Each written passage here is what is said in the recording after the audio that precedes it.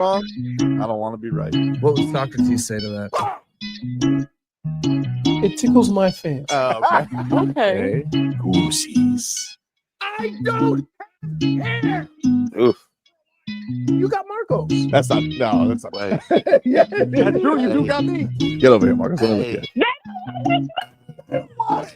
Tobin and Leroy, ready to deploy. Had to hit it with a little journalism, but that was a decoy. Better have about me, boy. Okay. Leroy and Tobin, hold to the show, man. Still in the songs with the show, and till then his half moon open. Sometimes go taste like a snowman. No proof I'm alive by the motor. No proof. Like I always wanted him, I never hated him, I never traded him, I never did, I never ever traded. You know what is a star? Like under the city, the driver's side fly. Gucci the large, so many more. 10 in the more, never a bar. Hey, 10 in the more, 2 to the P. Nothing to you, but it's something to me. Handsome as ever. Cute as can be, you can watch on YouTube with me for free. This one time for the Twitch, this one time for the text, this one time for the phone line. Whole time, what they gonna do next? You know, I just wish you guys would stop the quibbling. Leroy. Howdy, Frog Boy. Frog Merry Boy. Christmas. Yeah, man. How the heck are I've been up since 6 a.m. 6 a.m. Why so early? I had to you got to go and start getting items for people to cook. You know, they specialty. Mom's coming into town. She gonna make a nice pot of gumbo. Ooh. So I have to find things, but here's the kicker. You know, when people come from other states, they just assume that our stores have their stuff. Very right? true. Very true. They don't have the brands. They don't have there's just certain things that you're not going to buy, you know, just in a regular grocery store. So I go to Publix to get certain things. And then there's other things where I kind of have to go to, for lack of a better word, the hood grocery store for those specialty items. But other than that, we good. Yeah, I feel the same way. Sometimes I travel out the state. You don't find the same selection of Goya in Seattle. Well, as it's a you little so imagine me going to Publix. I've done this a few times, but I know where to get it now. You got any filet? What is that? would- A seasoning. Uh, Aisle 3. Ma'am, I checked. mm, How do you spell it? F-I-L-E. File? Filet. So before they even check, we got to go through this conversation. yeah. Right? So and then there's some other things.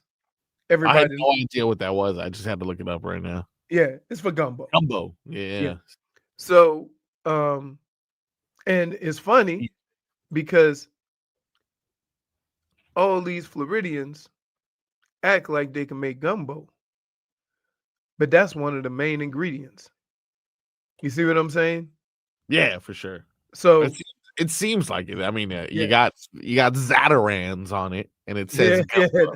yeah. It The doesn't other get thing gumbo. is, and we get here, you know, there's certain items that your family make where people eat it, but you can't tell them what's in it. Mm. Right. So, good pot of gumbo got chicken gizzards in it. Oh, And some people cook the stock with the chicken gizzards and then take the chicken gizzards out just for the flavor. Some Yeah. people chop it up, leave it in there. what do you prefer? It don't matter. It's not about the taste as much as it is the texture. So think of this. You ever have clam sauce? And Nope. you eat the clam. Oh, that's right.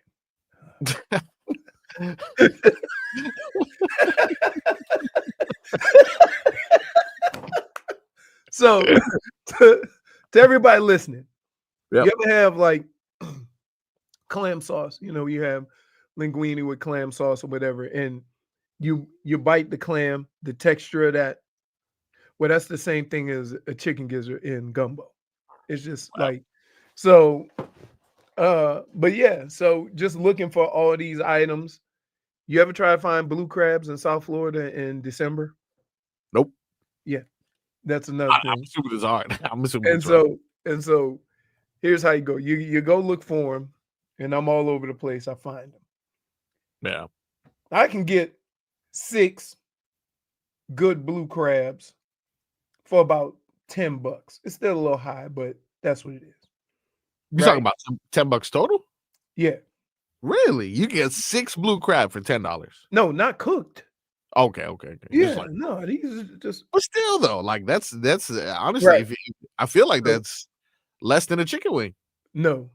So then my mom says, get blue crab or Dungeness crabs. What? So then I look at those crabs. Yeah. It's like 2 or 3 little clusters, $28. I say the gumbo ain't got to be that damn good. So this is all I'm doing before 8 o'clock in the morning. Yeah. Well, I mean, you've had a productive morning already. You didn't have time for the gym, I'm assuming. No, I didn't go to the gym. I don't go to the gym. Like, I won't go to the gym till next week because mom's busy. in town running around. Right. I still gotta, after the show, go pressure clean the backyard. You know, got a lot of stuff, a lot of run around to do and stuff like that. But no, it's you know, it is what it is. I'm glad mom's here, so yeah, set her up and let her cook her thing, you know, and then go from there. Well, Leroy's mom is in town, as you can tell already from the start of our show. We are missing our resident show pony. Tobin will be out the entirety of this week. No, yep. And he probably needs a hug right now. Oof. Because that dude, come on. Like, could I take 5 dudes from the Winthrop basketball team, wherever that is, yeah, and score more than 8 points?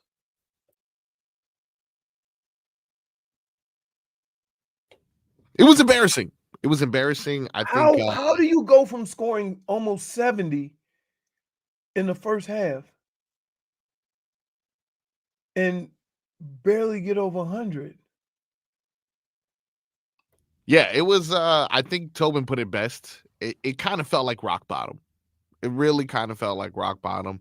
We had a lot of positive moments this weekend. The Panthers were able to beat the Blues on Friday in overtime. Yep. They were able to beat the Lightning yesterday. The Dolphins were able to have one of their best performances of the season against the 49ers, but everything is kind of dragged down by the horrendous Miami Heat loss to the Magic. And it's not just a loss to the Magic, who are pretty good this year. And it's not just the fact that they're missing the Magic, they're missing everybody. Everyone, literally everyone. What did I say? When we left on Friday, what did I say? I'm terrified of Orlando. Yeah. But man, these are the games that they lose. Like it's almost like they lost interest. Yeah. I mean, Jimmy Butler, let's start off with Mr. Bubbleguts. Mr. Bubbleguts again. You know, he has a bit of an ankle issue that you think is the reason why he's being held out. Come to find out, apparently he's got a little stomach bug or like a flu of some sort, which is I'm sorry, I just can't accept it. Here's the deal, and I hate. I'm doing this, and I'm saying this from a person in all my years of football, all of them, high school, college, NFL. I've never gotten that sick to where I had to miss practice or a game. That's what I'm saying. So when I hear it, and I don't want to diminish. Like some people get sick, some people like don't have, iron stomachs like I do, right? But damn, I can't explain it. I don't know. You know what I mean? Like it's a weird thing if you've never experienced it. To like. I mean, hell, the only days I miss work it wasn't because when we got back from Vegas one time, Yeah. we got off the plane and I just started sweating. And I'm telling you, by the time I got home and in bed, my wife said, "Oh, you got a fever. You need to go get that checked." I'm like, I'll be all right in the morning. Right? At about 2:00, the whole bed was wet and I had a fever like 102. Right? And I couldn't talk. Like, just voice was gone. And I missed a couple of days from that. And that was shocking to me. But like, that's it in my whole life. That's it. Yeah. Or Which I'm not talking about as a kid when you put the hot water on the thermometer because you don't want to go to school. put it up to the light bulb. Oh, my Yeah, everybody got that. Oh, okay. So you have 136-degree fever. That's amazing. You're still alive. You're still alive. But I thought I can understand if, for example, we saw this mystery illness appear on the second night of a back-to-back against a depleted Orlando Magic team. But this was 7 minutes into the game against Oklahoma City. Like, this is a team, you want your team to rise to the occasion against competition like this. And, again, things happen. I understand. But, like, it was kind of deflating for it to be like, okay, can I say this? Yeah. And me and Tobin get into this argument a lot. Right? Yeah. If you're playing the upper echelon teams and you can't beat them, right? Yeah. That means that you kind of fit down, in the group of rated teams. Like, if we all assume that we made the assumption the Dolphins were good enough to compete for the division. Right? Now, circumstances have played out. But to say at this point, the Dolphins should win this game and should win this game when technically they're amongst the 10 or 15 teams that could beat any one of each other on any given day. You're not good enough to go into games making these assumptions for whatever reason. That has played out in the last 2 or 3 years. Like, I just saw a stat. Who was that? Oh, it was Indiana and Notre Dame. Wait, no, Notre Dame, I want to say. One of them was 8-0 against unranked teams. No, or was it basketball? I can't remember what I was watching, but it said, the NFL. One team was 8-0 against teams with losing records, and the other team was 9-1, right? Yet they had records of 9-6 together, right? Like, it happens. Like, and you don't make your schedule, but if you beating up on all the teams, then those teams are clearly below you. And if you're struggling against the Baltimores, the Kansas Cities, the Buffaloes, those teams, then maybe you're just not as good enough as them. And then you got to identify why, right? I've said all along, and I know I'm saying this after they had an excellent week of running the football. But teams that run the football show a level of physicality that allow you to play under any circumstances. And this team has an offense and a run game that's, more flash, more outside, more, like, I believe when this team makes the turn, when this team turns it around, you're going to say this. Oh, it's fourth quarter, you got a 4-point lead, and you need to run the clock out, and you know that your team has the physicality to run the ball down their throat in the game, right? Until you can say that, it's going to be hard to compete with all these upper echelon teams that are doing it to you. Absolutely. I mean, we've seen that with the Dolphins, with the Heat. Still early on in the season, trying to find out. It's early, but again, we say this about the Dolphins. We say, can't play in the cold, can't beat the upper echelon teams, can't do this, can't do that. We are quick to throw that out regardless of what the circumstances are with the Dolphins.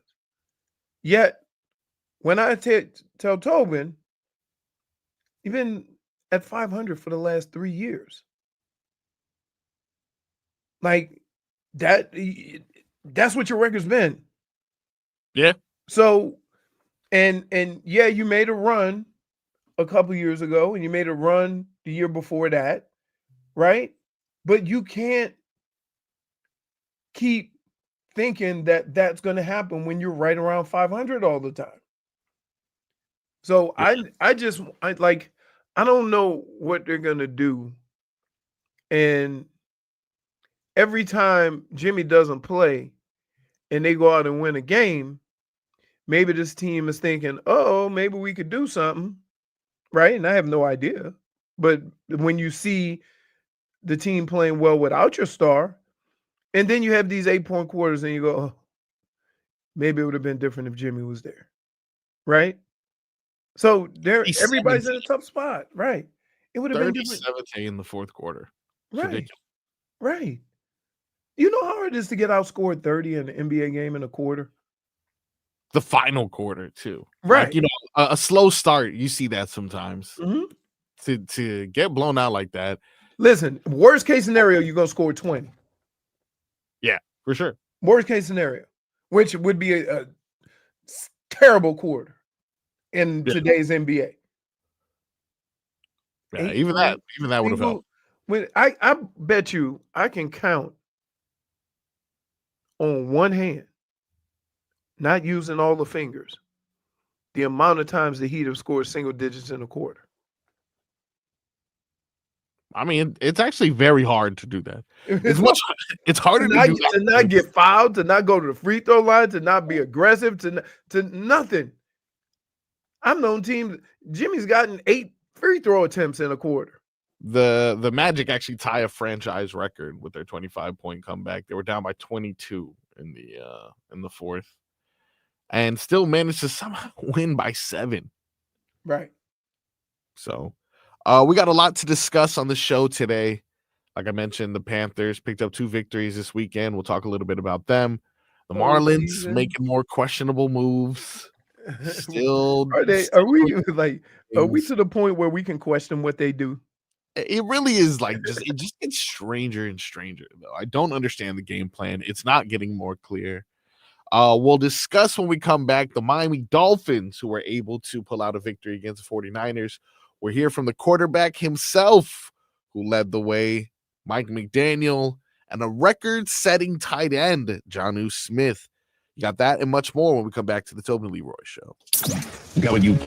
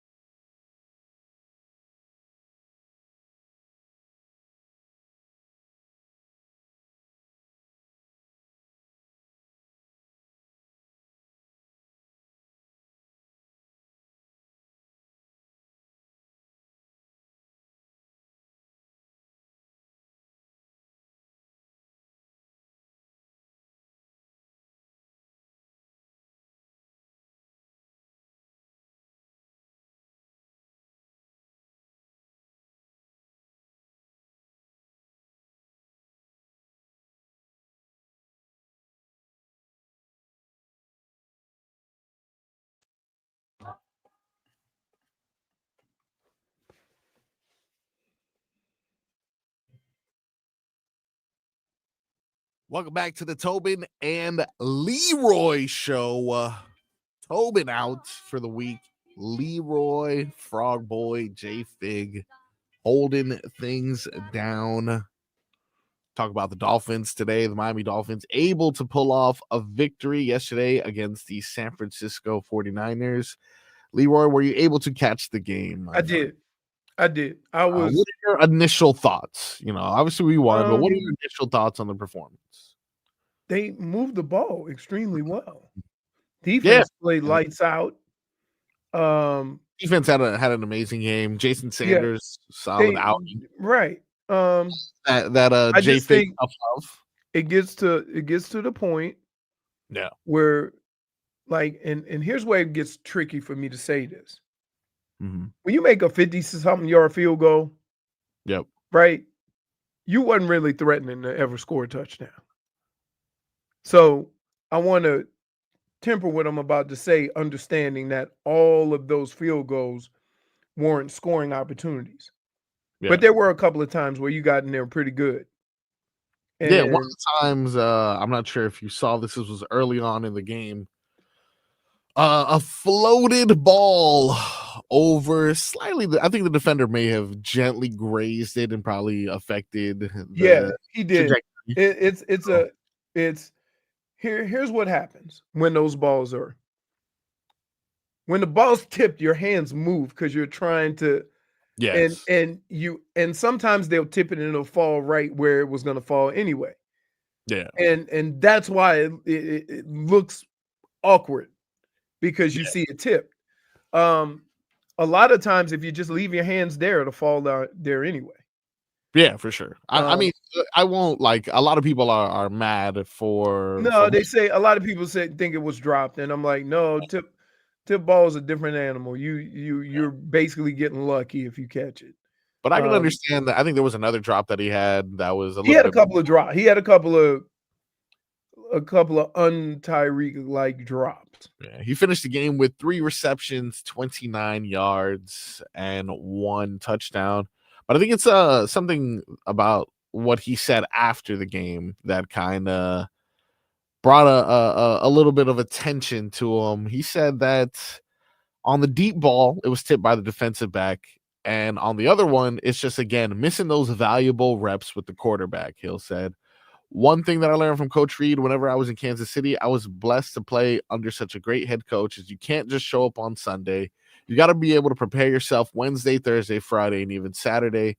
Then when it's Sunday, it's easy. Once again, us missing those valuable reps when it's live speed, everything's moving so fast. We need those valuable reps whenever it's Wednesday, Thursday, and Friday. That was Tyreek Hill following the game. What do you get from that, Leroy? From him saying that he needs more valuable reps with Tua?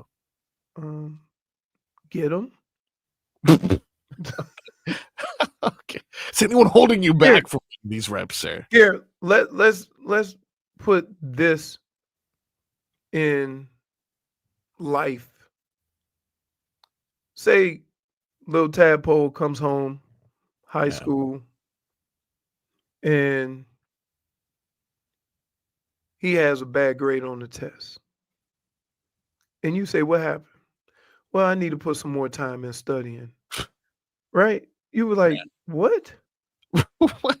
Well, I just gotta get more time to study, just need more study time. Like, and here's the kicker. Yeah. If you've been around football long enough, you know you need these reps. Yeah. So if you're not getting those reps, you're hoping things work out. Hope is a terrible thing when you have time to prepare for it. Now, I don't know what's going on with Tyreek. He could be banged up, and so he's just not practicing because he's banged up. Yeah. But also, a lot of children this year. If that's the case, you don't say that. Well, you don't say that if that was the case, I would say this. Look, I've been banged up. I haven't really been practicing as much as I normally would practice, and it's starting to affect, me being on the same page. These next couple of weeks, I think I'm gonna have to just suck it up and kind of get the reps in during the week, because if I'm resting for the games and we're not on the same page, I might as well, it's no good anyway. So he could have kind of said it differently while saying the same thing. But in the end, he brought more attention to himself, seeming like he ain't doing the work necessary to be successful. Well, Tua actually had a response to these comments, Leroy. I want you to let me know if could be something. Could be nothing here. You let me know more or less what you think of these comments made by Tua. This is on Tyreek Hill's multiple mentions of not getting enough reps. Yeah, if he told you that, then that's what we need more of. We need reps. Me and him need more reps. That's what we got to do.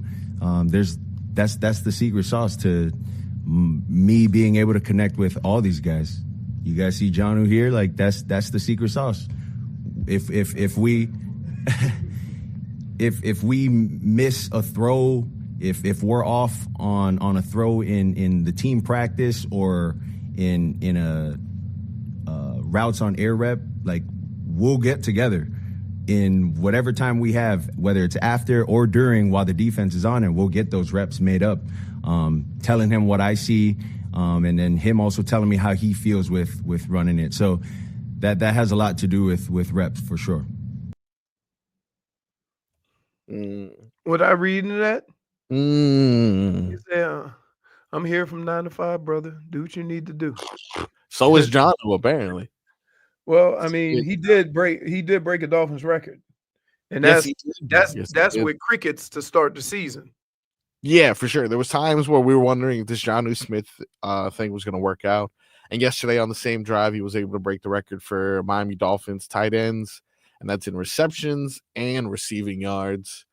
And honestly, it wasn't too crazy of a game from him. He had 6 receptions, 62 yards, pretty modest game, but he's been effective every single time. You target him for the most part. You know that he has short hands and he's going to make a little something out of nothing sometimes. Yeah. You see him on screen passes. You see him in the middle of the field. You see him in clutch moments. Well, those numbers are really good for a tight end. Yeah. You have to understand, a tight end, he might run 2 or 3 routes downfield. All of his stuff is, 5-10 yards, hooks, short yardage stuff. So those are really good numbers that he's probably averaging more than 10 yards a catch as a tight end. That's good numbers. And I mean, I don't know what it is about George Kittle. He's a baller. My chat, my group chat, everybody complaining. Why can't we cover? I mean, if you could cover everybody, we wouldn't be talking about George Kittle like we do. Like, they got good players too. Like, you think last 2 years that all the fans of all the teams that he got 1,700 yards with weren't saying, why don't we just double Tyreek? Why don't we just do this? Right? Yeah. It's not that easy. They do a lot of these teams do a lot of things to get those guys open. Right? And I showed you on the board, like a lot of teams run crossing routes underneath the linebackers so the linebackers can't get deep, right? And then they run somebody over top. It could be a wide receiver. It could be a tight end. If your quarterback's accurate, there's a lot of room in there. And so for people to just think that, why don't they just drop this or why don't they just do that? Because the offensive plays are designed to have the defenders follow a guy a certain way, look a certain way, do a certain thing, right? And you always have an adjustment. If I cross a guy low and cross a guy high, you're reading that linebacker, the front side linebacker. If he steps up, you got him over the top. If he drops back, you hit the short crossing route. It's that simple. Everybody's not in that area. So it's hard. Think about this. If you have 5 rushers, you are asking a secondary to cover 50 yards wide by 40 yards deep. You ask them to cover all that ground. So there's always going to be created space on the defense. From a defender, you're hoping that you can speed up the clock and the quarterback's looking at you instead of looking downfield, or you get after the quarterback and sack him before that guy comes open. So it's a cat and mouse game, and guys are going to get open on both sides of the ball all the time. It's usually just a matter of whether you have time or whether they're just in a good defense. Now, the week before, what Houston did, you run that crossing route low, you run that deep square in, they sat a guy in the middle of the field, deep. So the linebacker could come up, you think you got that space behind you, and there's call it a one robber or call it a robber. Call that a robber in football. I don't know if you know that, Leroy. It's known He's as a just robber. covering, he's just looking at the quarterback's eyes and adjusting to that crossing route. That's why it looked like Tua was absolutely lost on those because he threw it right to him. Yeah. When we come back, Leroy is going to hand out his game balls and game bums from the weekend that was.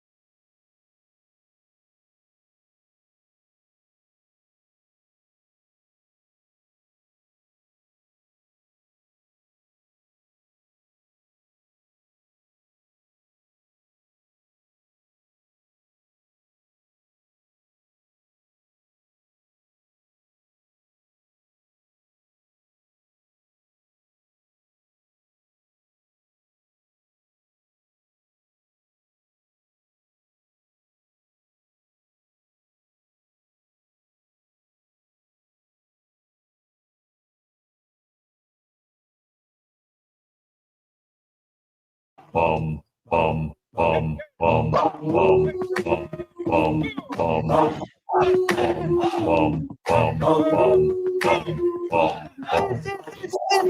guy's a ball.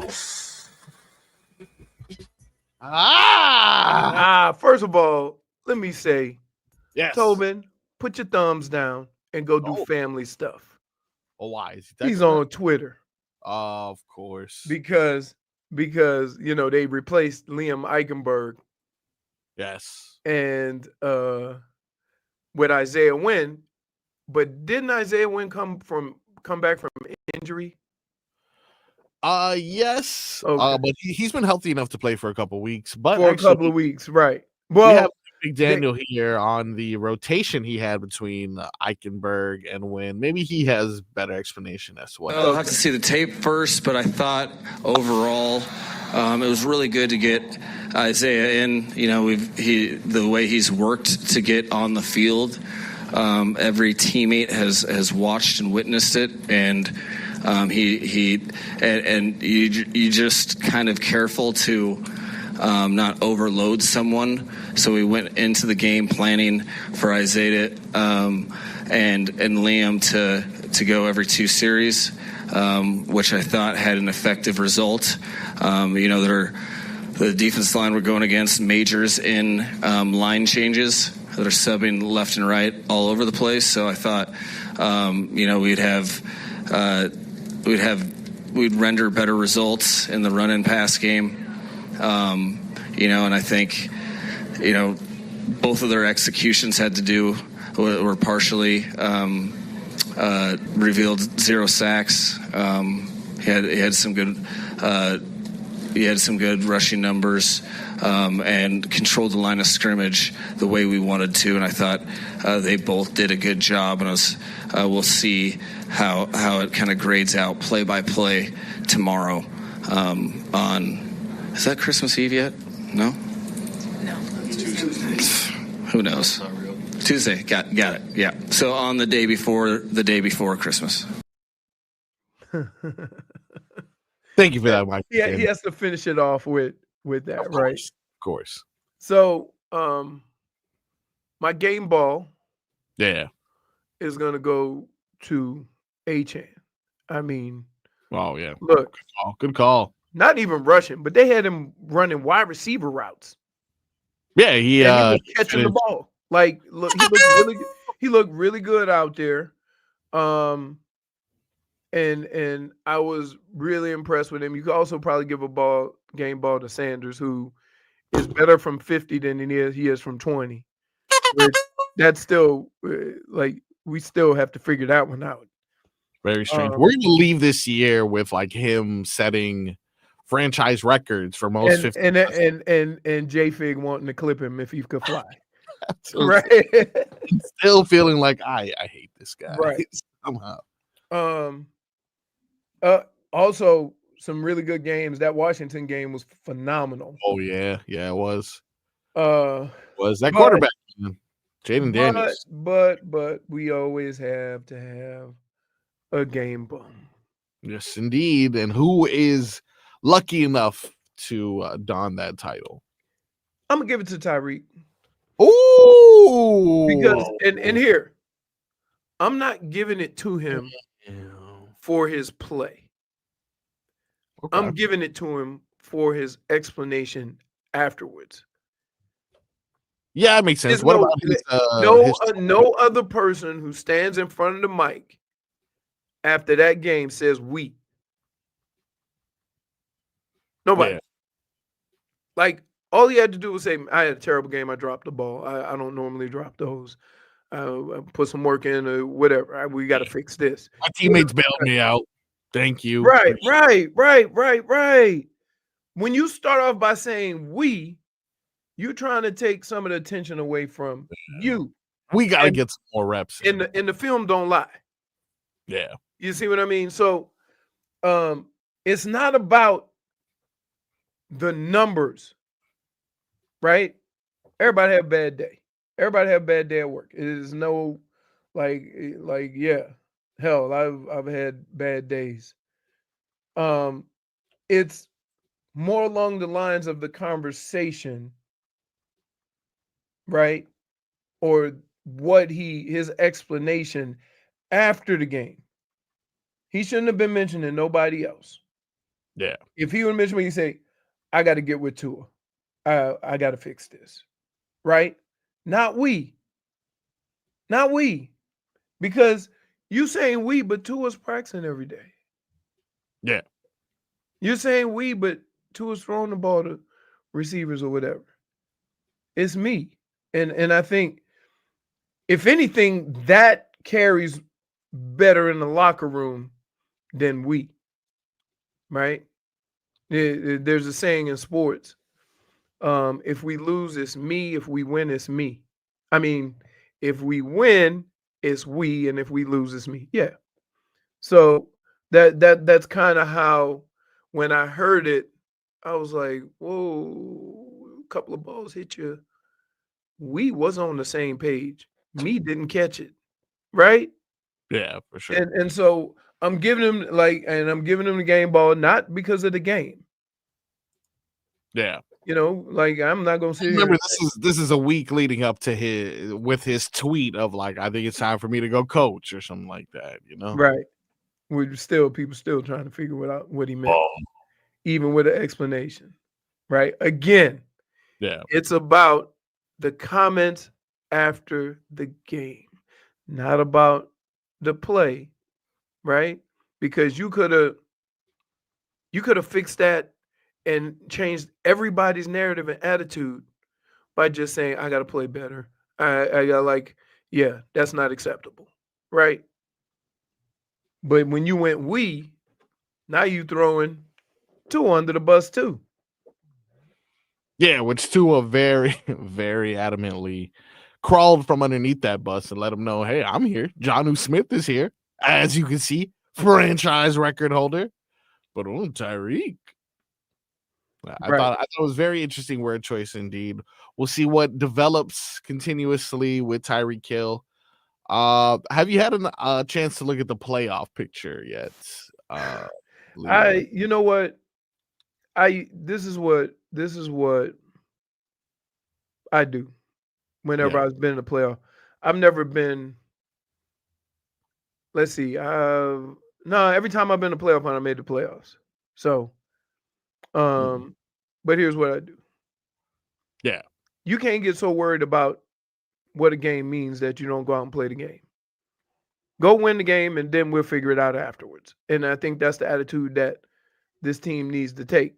Don't worry about the playoff implications, because the playoff implications, there are none if you don't win. So win the game and then figure it out. Got to win out for sure. Oh, for sure. For sure. Indy all of a sudden scoring 38 points. Yeah, what are we doing there? They did go against Mason Rudolph and the Titans. The unfortunate part is that the Colts have a very easy schedule coming up. They have the Jaguars and I think one more team that's like. Here's the problem though with them. Yeah. Are you ever going to have faith that they're going to play like this with Anthony Richards throwing? He only threw 15 balls? Yeah. No, right?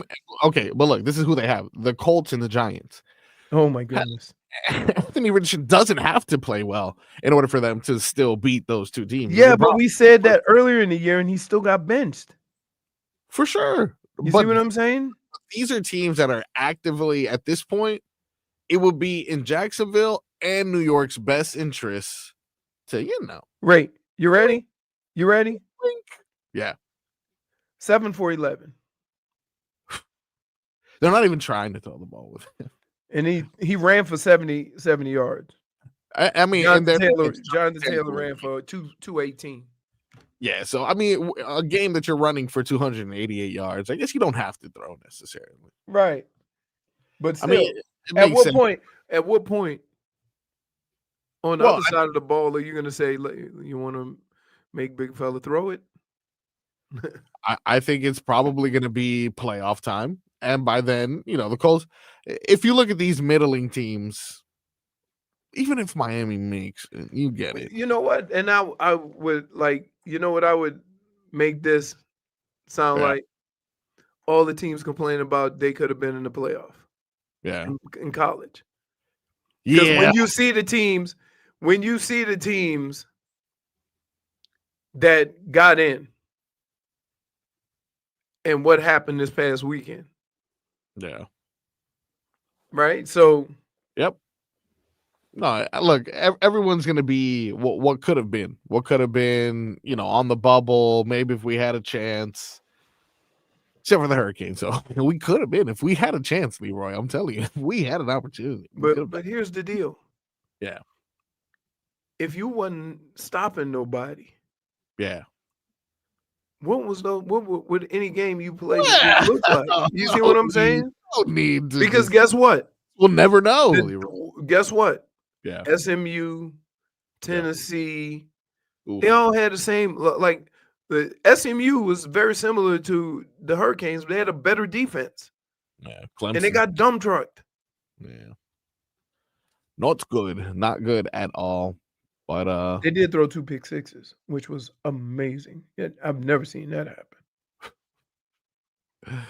We got a lot more on the show today. Tobin out, which means Frog Boy's in charge, which means you already know. We got games galore coming up. Leroy, we got Christmas themed trivia for you and JFig to participate in later on in the show. But this next hour, Leroy, I got something special for you. What's that? The holidays are coming up for sure.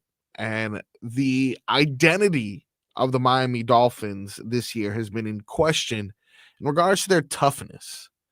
Now, I decided to combine those two elements because we're going on a little holiday break, I don't want to sacrifice any of the toughness during this playoff run, Leroy. So I have for you the top 5 least manliest things you can do on Christmas. I'll reveal that list to you next hour. The top 5. Wait. Can I just say something? Yeah. The rules are out the door if you have a daughter. No.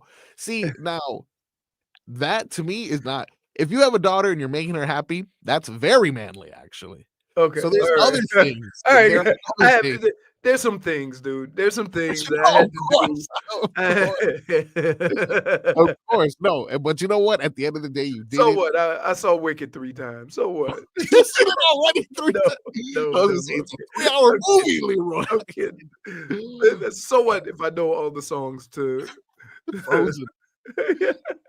All right, we got that and much more when we come back on the Tobin and Leroy Show.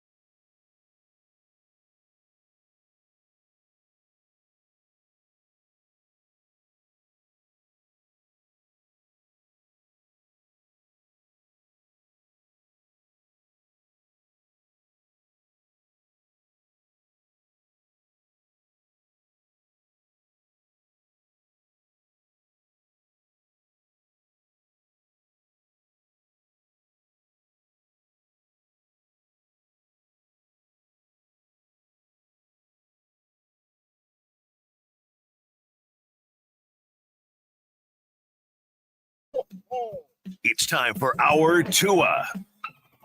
It's our Tua. It's our Tua. It's our Tua. Tua, Tua, Tua.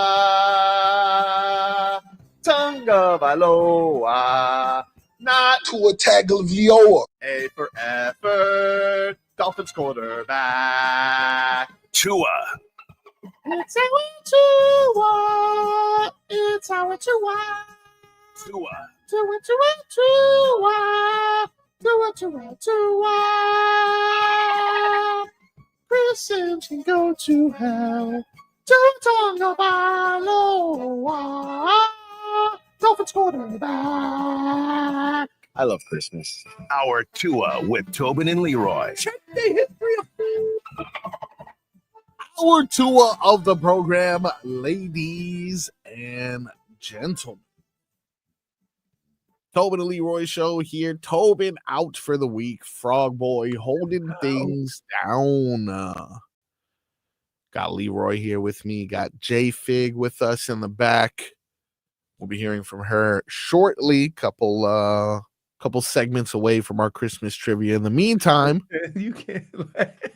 can't wait, dude. We're just talking about this stupid sports. I need your list.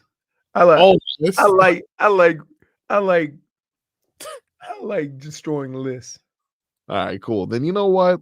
We're gonna go ahead and put our headlines on pause because it's time for us to get to our top 5 double dip things you can do on Christmas that are also not tough.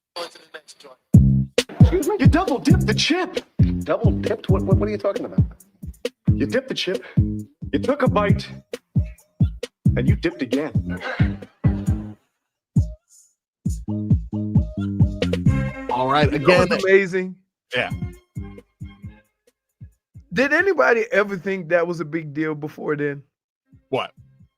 Double dipping? Yeah. No, but I mean, it's disgusting. It's disgusting. But nobody ever I don't eat stuff like that anyway. Yeah. Right? But yeah, it's weird that that's the first thing about this. Yeah. And all that's the first time you've ever heard of that being an issue was in that episode. Double dip. Right. Yeah. Exactly. Yeah. Now that episode probably came out when I was like 1. So a majority of my life, the term double dip had already been popularized. Right. So I grew up in an era in which, that was already a thing. But, as you're saying, life existed before Seinfeld. So I'm sure it was brought to the attention then. And people were like, yeah, you know what? That is kind of disgusting, isn't it? Till then, people were just dipping away. I'm not big on going to a party tray of chips or something same. And just dipping it in the middle of I'm not big on fondue. Yeah, no, same. People are one day though going to be like, can you believe they used to have fountains with water and everyone used to put their mouth close to the thing? Just always in high school, you especially in middle school, somebody got just drained it. Just put their lips all on the metal. What are you doing? I don't know. For some reason though, at a certain point, people just began disrespecting them and just you find spit inside of it. And it's this isn't a sink, dude. Get out of here. It was just gross. Now, Leroy, these are the top 5 things. All right. One on Christmas that aren't tough. Okay. Go. You want to avoid these things for sure, especially if you're the Miami Dolphins looking to turn the page on toughness. Now, let's start with number 5, Leroy. It's a controversial list, but we're going to start with a softball of sorts, all right? Number 5 thing you're not allowed to do as a man, as a tough person. Receive any other gift other than socks, cologne, underwear, or wallet. Those are the only gifts you're allowed to receive as a tough individual. Not jewelry. You can get jewelry. Nope. What? Nope. Why? A watch? Yeah, I mean, that's really nice. If someone buys me a watch, that's nice. I personally don't want to offer buy me a watch. I don't know about that. But if you receive anything else other than those items, it's not tough. Sorry. I'm trying to think. No, I get a lot of golf clothes. I get I put in an order for socks. I'm not gonna lie to you. I used to be like socks, underwear. Now I wait. I'm like, I got some new socks and underwear, and that's how you're supposed to react. As a tough man, you're supposed to say, "Thank you for these socks and underwear. I appreciate these." That's all you can say. Men are easy. Absolutely. Like how's a man not easy? What you want for Christmas? Socks and drawers. Now, look, it's Almaco saying power tools. That makes sense, but that's for Father's Day. We do that for Father's Day. Right. Yeah. Father's Day. That's not Christmas. That's Father's Day. You get the manly man stuff, right? This is just stuff that you staying consistent with being tough. For sure. Father's Day is when you get the manly man stuff. Yeah. That heavy duty ladder. This right. Oh, you know what I'm gonna do with this ladder? Take down these Christmas lights. And I don't want to do this. You're giving me more work to do. All right. I've got enough. Yeah. Now, number 4. This ties in with number 4. Ooh, hold up. Yeah, if my wife buys me a TV, but that's for the family, Leroy. No, that's not for you. That's for the family. Unless it's a private TV you're only watching in your room, you know. But that's a loophole. You know, we got loopholes here. You got to keep the TV, of course, and you got to remain tough. I'm saying this is for the family. You know, this is I get to watch football on it, but it's for the family. Yeah. Now, this ties into number 4. This is interesting because you're only allowed to receive these gifts, and do you know why, Leroy? Why? Because as a tough, manly man on Christmas, number 4, not allowed to have a Christmas list. You are not allowed to have a list. Oh, that's that's all. Not have a list. You have imagine that. Imagine someone's like, "Oh, I can't wait for Christmas because on my list I have." No. You're not allowed to have a list. You can't request anything. You get what you get. You don't get upset, and you know it's gonna be socks, underwear, a wallet, or potentially a watch. Wow, that's true. Like, yeah. At what age does a list stop? I personally think at 18 you can't have a list no more. 18, way before that, dude. That's what I'm saying, like it. At what age? When you realize Santa Claus ain't coming down that chimney. I think when you get a job. Oh, okay, yeah. Because like when you realize that there's no naughty or nice list, then you can't have a list either. Absolutely. Now, going into number 3 of the least manliest things you can do on Christmas. This is gonna happen when you have a child or maybe nephew, niece, whatever the case may be. And they get a toy that they want, and they're so happy and they're so excited. Oh no! And they look at you and they're like, "Can you open this for me?" And you spend 45 minutes trying to open this damn Power Ranger toy because it's that hard plastic that you can't really. That plastic that you're scared if you rip it open, you're gonna lacerate yourself because it's like you know what? Yeah. If a bomb comes, wrap me up in that. Oh, it is military grade plastic. You need to go get the heavy duty scissors or the steak knife. Like, what are you doing? Opening this Power Ranger. Yeah, it's rough. It can't even your teeth. You can't even do the teeth thing because now you're wrestling with this industrial plastic attempting to open it. Yeah. And it's hard. It really is hard. It's impossible nearly. But if you spend about 45 minutes trying to get that Optimus Prime open, eventually they're going to be like, wait a minute. Can I just say, you mentioned Optimus Prime, like this hit home. I'm still waiting on my. I thought you was going to say another one, and that is your nephew bring over a toy or a video game or something.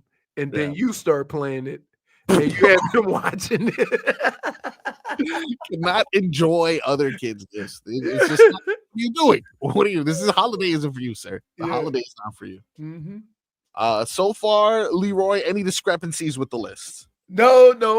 All the lists are valid. The fifth one has some, there's some exceptions, but for the most part. You're on point with that. Definitely the next one with the list. You don't give nobody no list. Yeah. That nothing says I'm not manly, Yeah. right?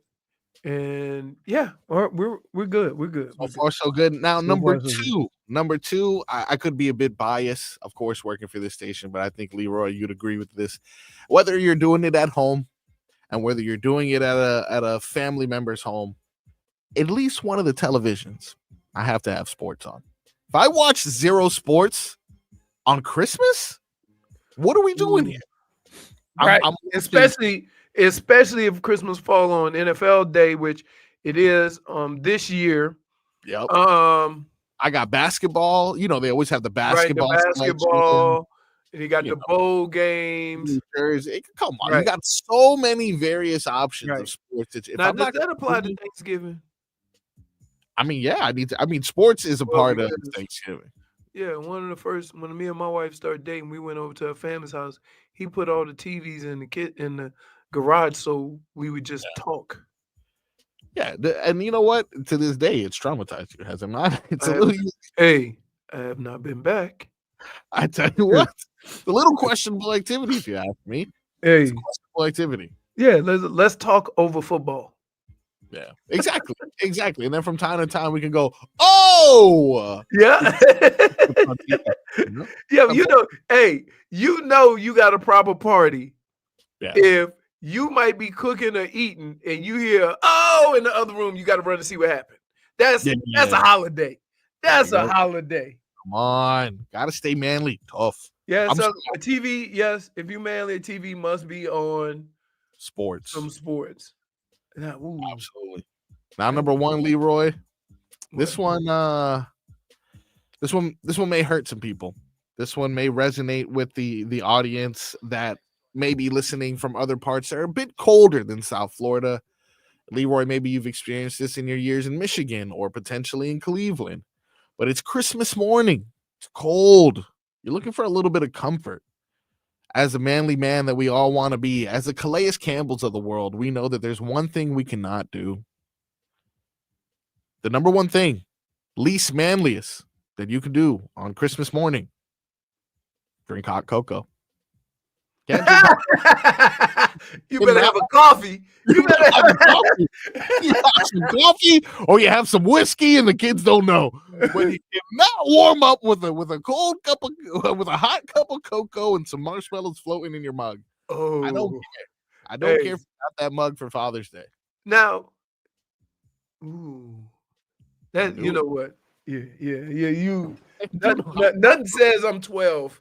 Like a hot cup of cocoa. Imagine. Wait a minute. Smeaton, this is not. No, don't. What are we doing? What are we doing? Ethan. Hey, there's a hot cocoa drinker. Yeah, there it goes. It's most acceptable. Yes. No. Long as the base is coffee. Correct. You are good. You good. We just saying, wait a minute. So we saying, dude, just leave the gym. Yep. It's a little chilly. He got his swole on, just rocked up, right? He wants something to warm up a little bit. Yeah. If he go into the coffee shop and say, let me get a cup of cocoa. Let me get a little hot cocoa with some marshmallows, please. You're done. Now, I will say this. Wow. And here's where the caveat is. I don't like hot cocoa.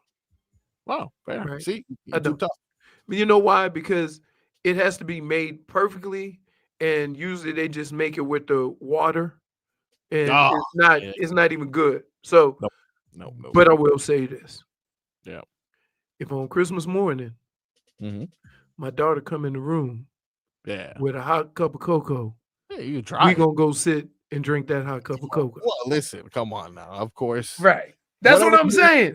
Happy. That's prioritizing. Really, the number one thing you can do on Christmas. Yeah, but now I'm gonna have to pay attention. Gotta make sure, because like when me and my friends, when we gonna go golfing tomorrow morning, right? Yeah. And it might be a little chilly. Yep. And somebody have a mug. You watch them. If that's a mug of hot cocoa, we are immediately getting that man card, and we're gonna put him on the timeout till New Year's. Now I'm gonna say, New Year's Eve, you better blow some stuff up to come get your card back, right? Correct. Because that's the most manly thing you can do is fireworks. Blow stuff up. Yep. Truly is. But oh, by the way, you you know something on New Year's? You know I'm partaking. I'm getting some fireworks. My neighbor said he won't in. He was out of town. For July 4th, he was out of town. Yeah. Oh, gotta take a trip to TNT. We gotta do our research this week, Leroy. Yeah. Hey, I'm telling you, dude. And then when you get there, you can just scan it, and it shows you exactly what it does. No, it's really efficient. You know, they got that line. They got the cops out there. Yeah. And then they get you on the way out to buy this one too. And I'm like, oh, right. Yeah. They get you last time. It was good though. It was good. It was like $25. It was good. It was great. But that was your list of the least manliest things you can do on Christmas, Leroy. What do you think? Pretty good? It's a good list. It's a good list. I can't think. Here's the deal. Yeah. I can't think of other things to put on the list. Yep. Well, partly because I've never heard a ridiculous list like this, but it's a valid list. Gotta remain manly and tough on Christmas. Like you say, but again, sometimes you get in family mode for sure, and you not, because that's I don't want to confuse. Because when Tadpole get up in the morning, you gonna be all giddy and probably hope nobody taking pictures. For sure. Right. Then I have to push him down or something. I don't know. I have to make sure I balance. Hey, what is wrong with these guys? Leroy doesn't like hot cocoa, like he doesn't like coffee and ice cream. He'll be drinking it before New Year's next year. Okay. What do you do? Wait, hold on. Yeah. I didn't say I didn't like coffee. I just said that because I'm so used to drinking that, like Tobin told me to make it. And when we went to Vegas, they had the thing right there. Right. Wow.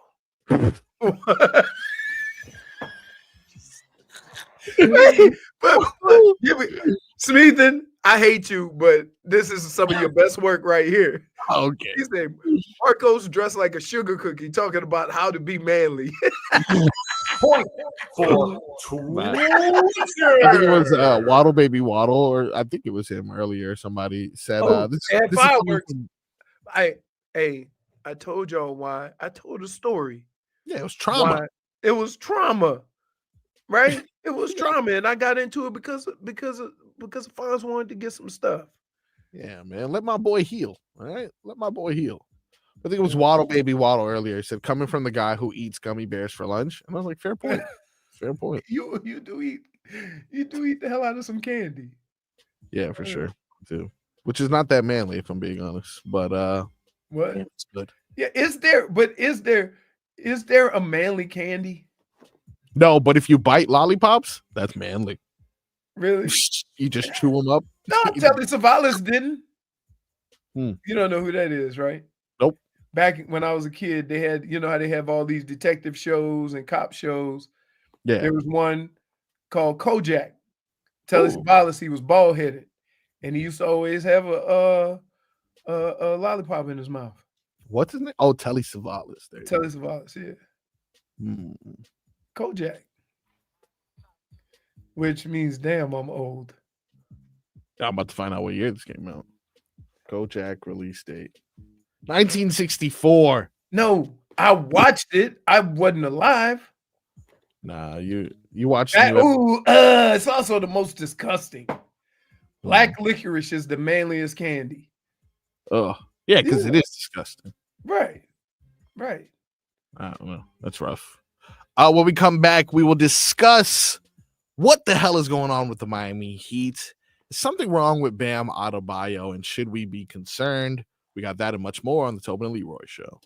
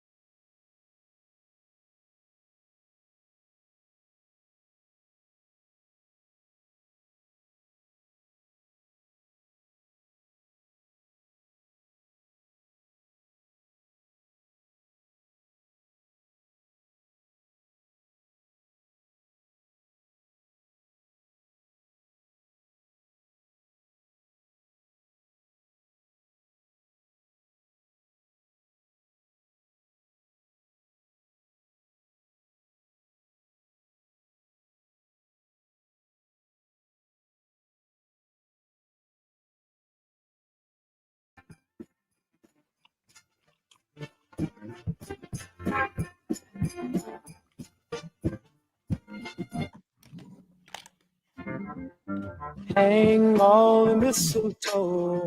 Welcome back. Get to know you better. You know this. Most of y'all only know this song from Chris Brown. Chris Breezy. But he's not the OG. Yes, Donny Hathaway. Yes. Yeah. That song played throughout my house all Christmas. Yeah, I'd consider that a top 3. That's probably in my top 3. Well, you know who gets the number 1 song every year? Mariah Carey. Yeah. Yeah.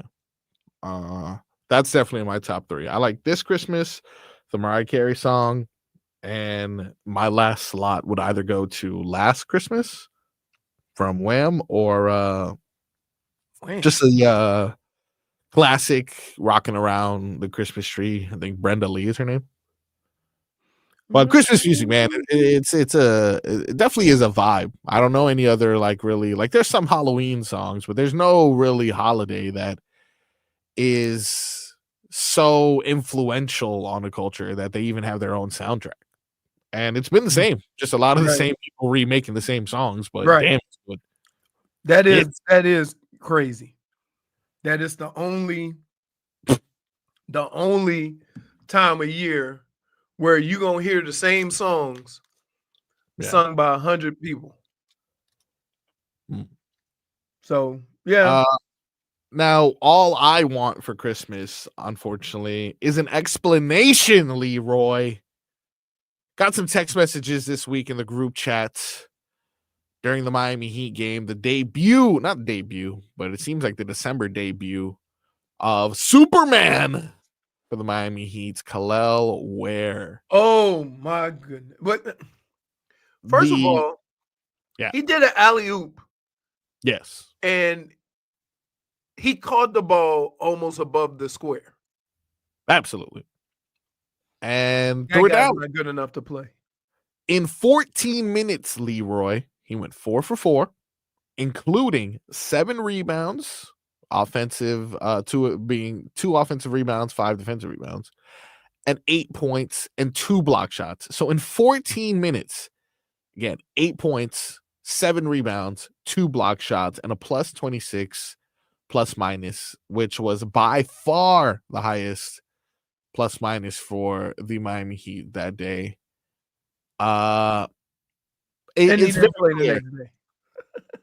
It's very clear that this man can benefit this team, and it is confusing every time you see him play and go out there and contribute as to why he doesn't get more run.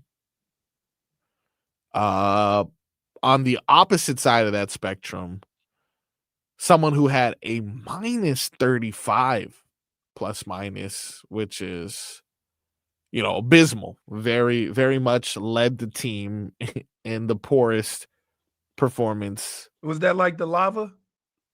This was worse. Negative 35 plus. It was worse than the lava because you don't play to that high of a score. We wouldn't have got that far. We would have given up. We probably would have been like, hey, you guys got this, big dog. And unfortunately, the Magic didn't do that. They climbed all the way back as Bam Adebayo witnessed right in front of him. Yet again, another disappointing performance from Bam. Now, I take pride in being correct in my predictions a lot of the time, or my criticisms. Even if I'm judged, I called the downfall of Klay Thompson early. I mentioned that Tua needed to be a little bit more elusive, not necessarily headbutt the defenders in the chest, but, just scramble a little bit to keep a play extended. And old Loverboy, I called old Loverboy out at the beginning of the season, but here we are, a little more than a quarter into the season, and it seems as if Bam Adebayo hasn't figured it out yet. Leroy, should we be concerned? No, because of all the people on that team, yep, he is the only one that never has a definitive role. Right? Yes. It's like jack of all trade, master of none. Yeah. Everybody else is not like that. And so instead of taking his game and putting it all around numbers, you kind of have to understand like what they ask him to do from a night to night on a night to night basis before you just look at one stat and incorporate all of the games on these one specific stats without knowing what he's being asked to do from night to night. So I do give him somewhat of a pass because he is unique in that they ask him to do so much, including be a 6'9" center. My whole thing is if you want Bam to truly be able to use his skill set, then play him with Kel'el and put him to the 4 and do more stuff. Because guess what? If you have a mismatch, you can still back the guy down. They'll just run a play for you and let you get him inside. So it's not like you won't end up in the same spot. But with Kel'el in there, it gives you an opportunity to have some energy because you ain't banging bodies with they bigs. Yeah, I mean, we've been clamoring for it all season. We know how much that would help define Bam's role and alleviate a lot of the pressures he has in regards to having to fill these shoes of being the biggest man on the court while being, athletically gifted enough to defend the smallest guy on the opposite team. Right. It's a lot to ask for sure. One would say he's been dealing with this lack of a definitive role for so long that he should actually be comfortable in not knowing exactly what it is. But I feel like the solution is right in front of us. We put Kel'el Ware in the game. He dominates and he's tall. Why the hell will we not put him next to Bam? What am I missing here? I don't know. That's the thing. I just don't understand. I think, to quote a show pony that is not here to defend himself, so I can throw him under the bus, I believe his exact words were bleep spo respectfully. Like what is it that is preventing him from pulling the trigger on having these two giant defensive human beings on the court at the same time? Like, I just don't understand how that can't help us. I don't know. Sometimes you have a vision of the way you want things to look, and that's the only thing you see, and you don't kind of allow other things to take form. I don't think that's the case with Spo. Yeah. I think he wants Kel'el to look and play a certain way, but who has that luxury? We trying to win games. I don't know if we have the luxury to do that with certain guys at certain positions. I saw a Bleacher Report list that came out grading NBA rookies through the first quarter of the season. And unfortunately, without even looking at the list, I already know the Miami Heat have, you could potentially get a grade on Pelle Larsson, but it's an INC or NA. Like it's been, I don't know. I really don't know what and that's the worst part, really. Pretty much. I don't want him to be a bust. I don't think he is a bust. But if he was a bust or he was someone who's going to help this lineup, I'd rather already know. I'd rather have a good indication on whether or not, and I feel like I do, but what the hell do I know? I'm not a 3-time championship winning head coach. So I can completely understand where it's kind of like, let Spo do his thing. Spo's going to figure it out. But it's just every time I see him on the court, I just don't understand how this man can help us. How can he not help? I think that's the most important thing is that when he does play him and you see all that he's capable of doing on the court, the first thing that comes to mind is, how can this guy not help us? Right? That's the first thing that comes to mind. And so I think we're all just tired of seeing guys while this team's around 500, tired of seeing guys on the bench that we think could help. Absolutely. If anything, give him a run of like 5 or 6 games. And if it doesn't work out, you can say, I told you so. For sure. It's December. You don't want to. And what ends up happening so much is these guys end up having pivotal roles when 3 or 4 guys are out. So Man, and you've mentioned it. We've been at 500 throughout the regular season for the past 3 years. But if you look at the runs that we do make, who are people who have the most pivotal roles in this? Of course, it's Jimmy Butler, who, does his thing. But aside from that, you look at the original run, it was a young Tyler Hero. It was a young Duncan Robinson. It was a young Bam Adebayo. You look at the following run, it was a young Gabe Vincent. It was a Caleb Martin. It was all these role players that it kind of seems like you're not allowing, one of those pieces to blossom into something that we may need. Caleb Martin was the best player of that Eastern Conference finals, and Gabe Vincent as well. It's like these players don't get those opportunities, then how do you expect them to be? Like, you can't just rely on Pelle Larson. Here's the problem. Here's what I find has happened to the Heat a few times. You put the young player and hold them and gently bring him into the league. And then by the time you get him there, you got 1 year to decide whether to give him a max extension. You see what I mean? Yeah. So, and football's the opposite. They're going to try to work the hell out of you. Yep. And then, right. So, I don't know why they do it, because you're losing years of service. Well, when we come back, we're going to discuss a little bit more of the Miami Heat and a few notable stories from around the league, including what potentially could be the scariest stat about Victor Wembanyama. We got that and much more on the Tobin and Leroy Show.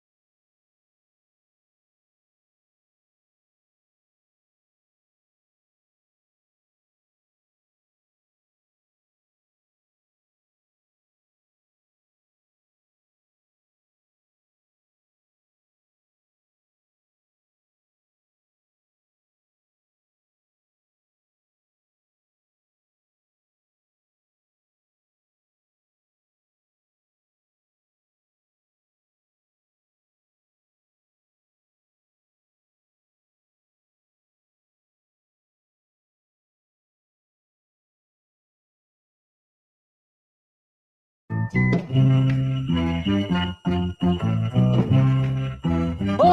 yeah. Candles.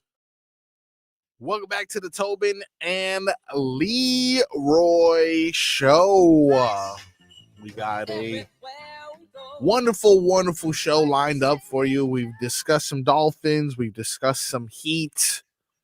We'll continue to do so. We got some more news and headlines to break in the next segment. In the meantime, I wanted to take a look around the NBA. If you could indulge me, please, Leroy. Not sure if you saw this. Doing this for chili pepper purposes or just to get some knowledge? No, just to get some knowledge, but we will have some chili peppers coming up soon. You know, I gotta give the people what they want. The Christmas gift from me to you. If you ever want to miss a parlay by one leg, I am your boy. Yesterday, I had a very disappointing performance. Let's see. Oh, this one. Oh, this is a killer, Leroy. This is one of those that I actually blocked from my memory because it hurt me so bad. I had a 7-leg parlay that was plus 2,000. As you can see, a lot of green there, minus the one red that lose. The bum is none other than Malik Washington. I know that with OBJ out, that he was going to get an increased role. I mean, but OBJ wasn't playing that much. For sure. But I mean, I was like, he can get a combined rushing and receiving yard total because, you know, they'll give him the reverse sometimes. Yeah. So I was like, he can get over 29 and a half, you know, between all his catches. Really like one catch and one run. That's the same thing I said, Leroy. Unfortunately, he got 28 of those 29 and a half yards. So essentially, I missed that 7-leg parlay by 1.5 yards. Oh, that's the worst. That is the worst. And he probably got it early. So all you need him to do is get some kind of touch. He was at 28 yards at halftime. And I was like, oh, this is easy. In the bag. No problem. But you know. What can I say? It's another one. Throwing it to Divine H-hand on slants. You're like, what are we doing? What are we doing? We have a guy for that. You know we have. There was another one that I had here that was this one was another 7-leg parlay. This one was plus 8,000. And it was a combination of games. As you can see here, another, if I were to scroll, okay, well, I messed that up there. But if I were to scroll up here, you see again more green.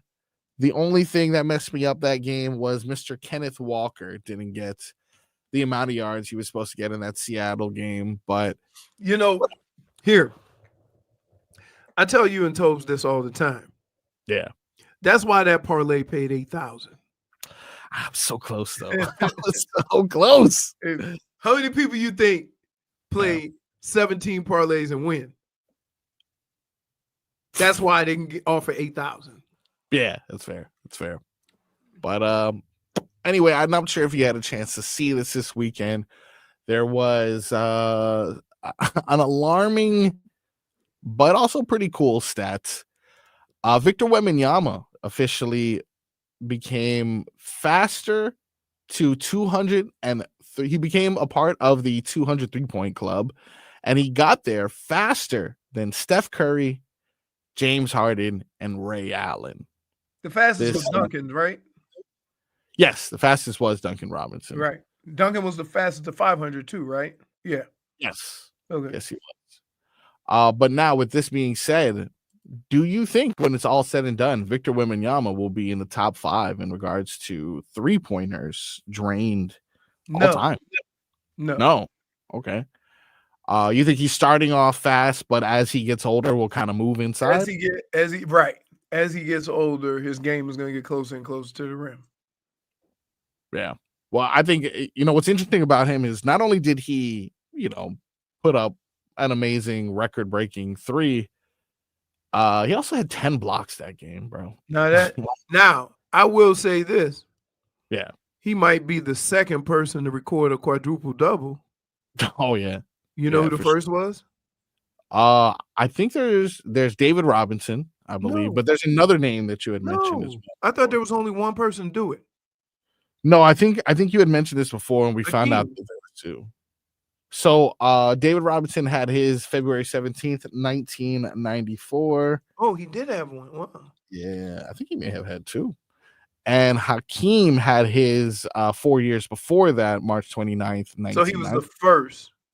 Apparently there was there's been when he did it, he was the third player in NBA history to do so, because they have Nate Thurman, who did it in 74, Alvin Robertson, who did it in 86, and then it was Hakeem followed by David Robinson. But I'm only gonna count Hakeem. That we haven't heard the other two names. That's what I'm saying. Like I don't know. No, I don't. You can't, because back then, just because you don't know him, that dude might be a Hall of Famer. So I'm not just going. You know what I mean? Let me see if I can put some respect and on it's always a big, right? That can get. I'm totally not putting respect on Alvin Robertson's name. Why? Unless I must be looking at the wrong one, because there is an Alvin Robertson who played for the Raptors in the mid 90s. And he averaged 9 points a game. I'm not putting respect on his name. There must be someone else who I have him confused with. So a guy who got a quadruple double, right? It can't be. No, but you said he got it in the 70s. Yeah, let's see. So that can't be him.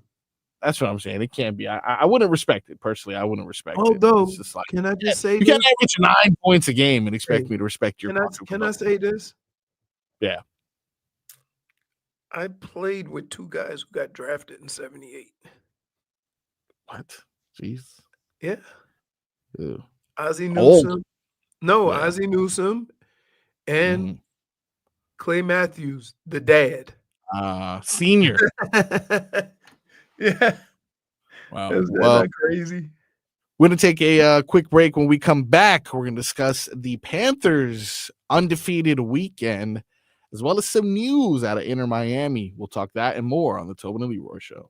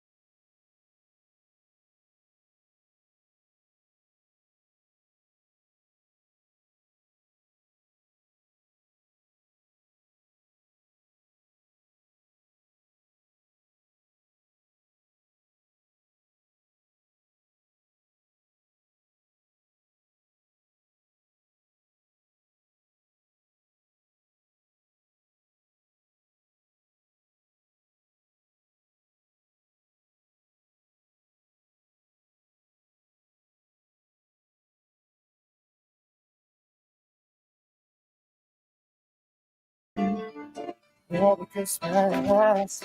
Happy holiday. Welcome, ladies and gentlemen. Welcome back. You know, that's that. That's, you can tell the difference. You know who I haven't heard sing a Christmas song? Who? Country artists. Huh. Wonder why. I wonder if the JFig's people, Slipknot, ever come out with a Christmas album? Huh. That's good. Like you're talking about like a metal Christmas Yeah. album. There's a whole Christmas special on Peacock. That's not what I asked. What is she even talking about? Right.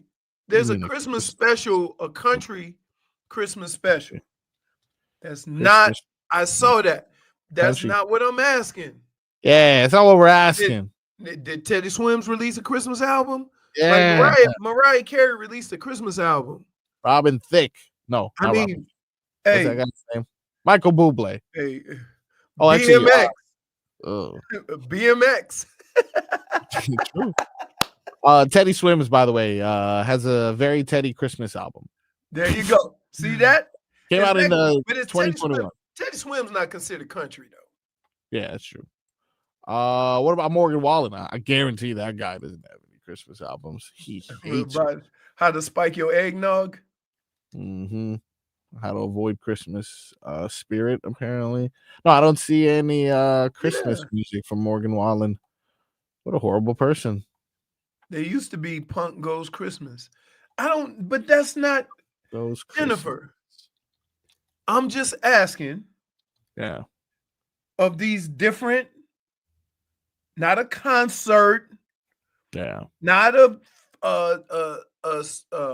television special. Yep. But usually artists get big enough and then they come out with a Christmas album. I'm looking. I haven't heard somebody do it for country. No Green Day. No, that's no pop. Green Day Christmas song. That falls under Mariah Carey. All right. Michael Bublé would do it. Michael Bublé. Ariana Grande did one. Ariana Grande did a Christmas album. Yeah. I tell you who you need to come out with a Christmas. I'm not gonna lie. You ready? Cool. Yeah. What's his name? John Legend. Oh no, yeah. I've heard it. I think he may have one. Let me see. Or at the very least, he has a song.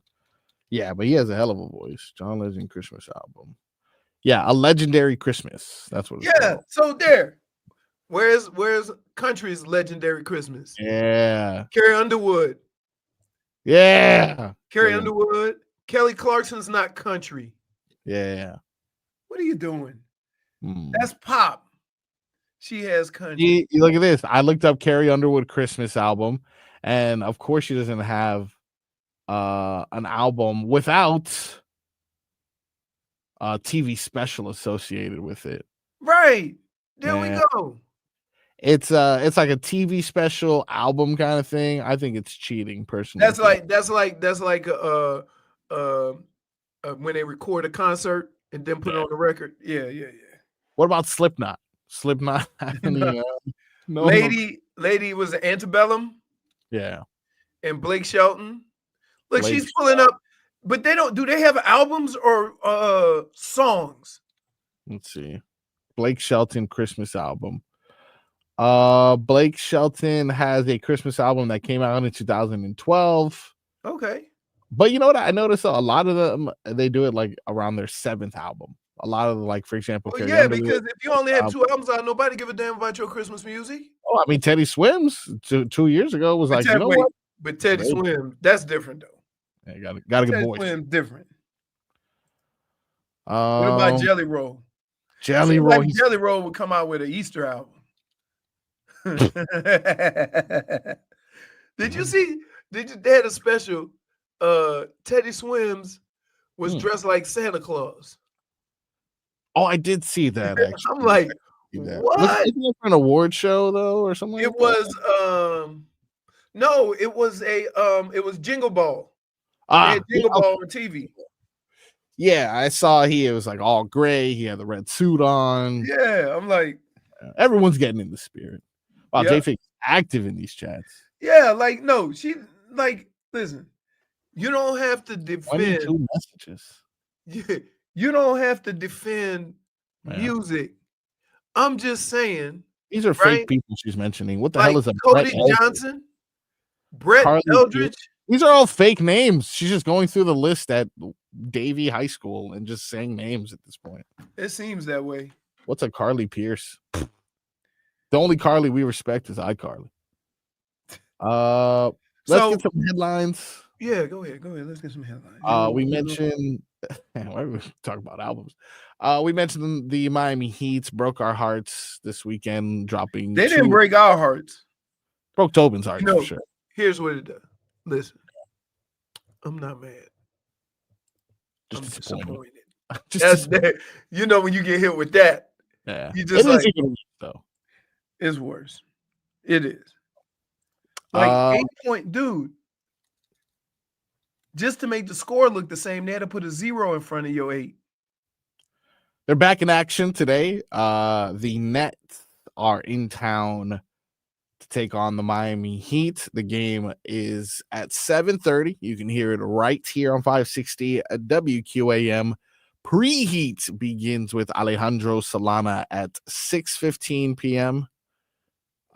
So maybe they'll be able to somehow put that behind them as they have an opportunity to right their wrongs against the Nets here and again against the Magic on the 26th.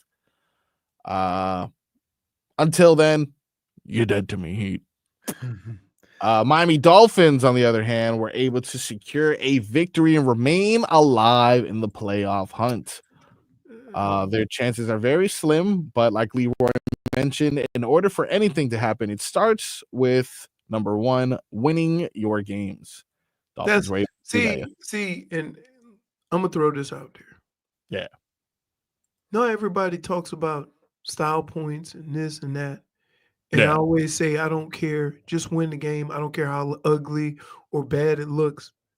Because it's moments like this where then you look back and say, ooh, if we had just done this. Yeah. Right? The win is the most important thing. Like, it's crazy. Yeah. I was fully prepared to win. Kansas City looked pretty damn good in another one-score game. They pulled away at the end. Yeah. But this game specifically, I was fully prepared to win this game on 6 Jason Sanders field goals. Really? And then luckily, Devon Achane was able to create some space. But based off how the Dolphins have been winning all year, it hasn't been pretty in any of the games. So I was fully prepared for Jason Sanders to be the hero in this game. It's football, though.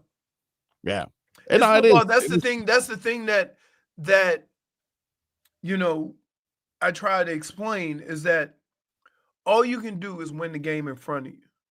Yep. Sometimes you play games where all scoring is a premium. So if you can get points, you get them. Other times you play games where you better go in for a fourth because we ain't stopping nobody and we're in a shootout. Everybody has to get a feel for the game. So I appreciate Mike McDaniel. Look, I appreciate Mike McDaniel when it was 4th and 2 or 4th and 1. Yeah. He said, you know what? Take the points. Well, I think it was the ancient philosopher Vincent DiZolano who said, whether you win by an inch or a mile, a win is a win. -1.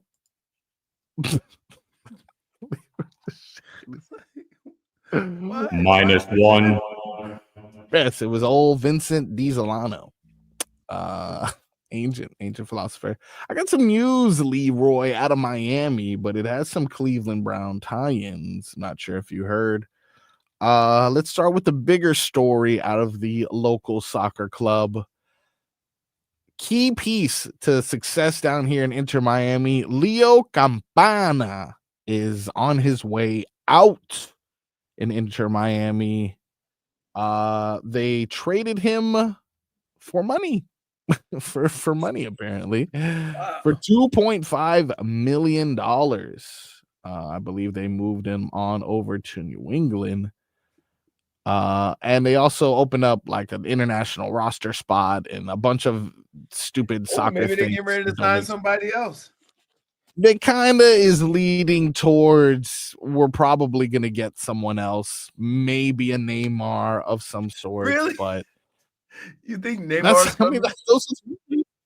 Those are the rumors. But I mean, for a long time, the rumors were that Messi was coming, and I was like, I don't know.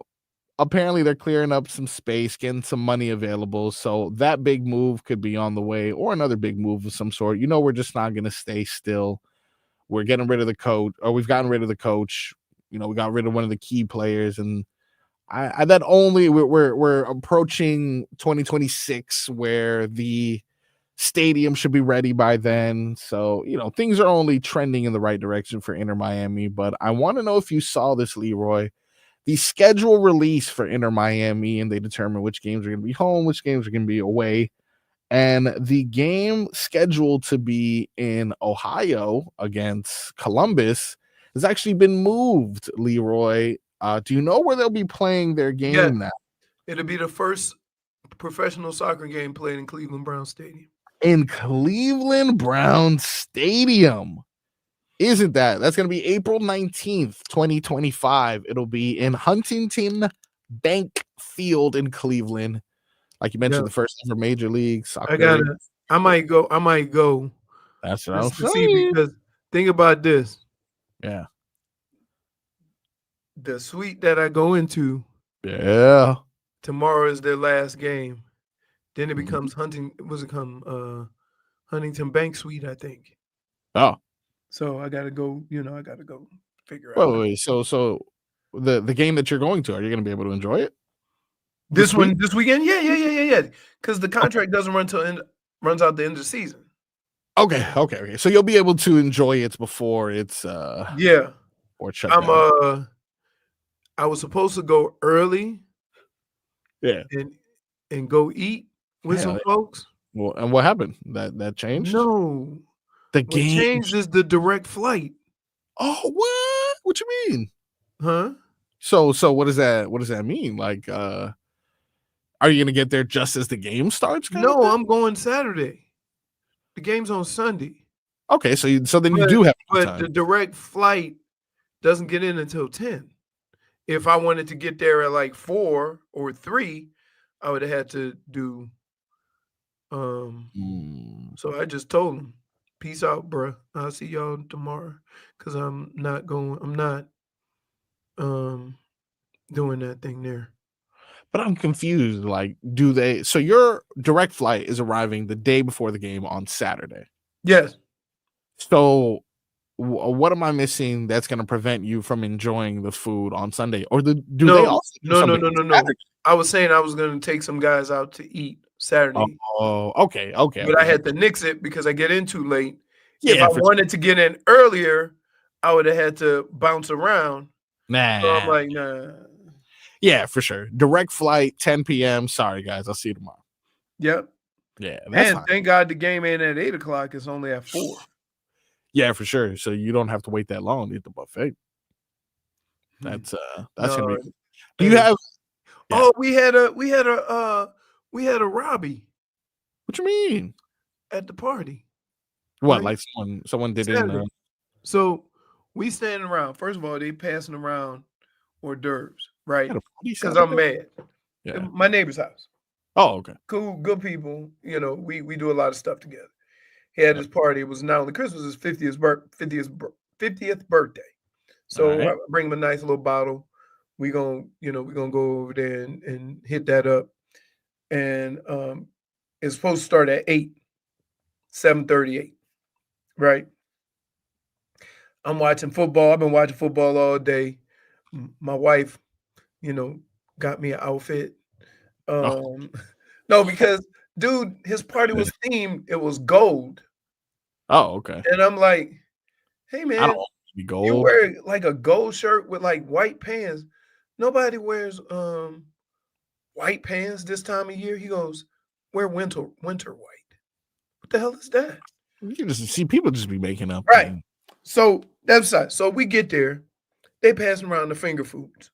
Right. I'm a fan of the finger finger foods. But he got the trays right outside with the real food in them. So I ain't bite, you know. Even passed on the Swedish meatball. No, you know why? Why is that?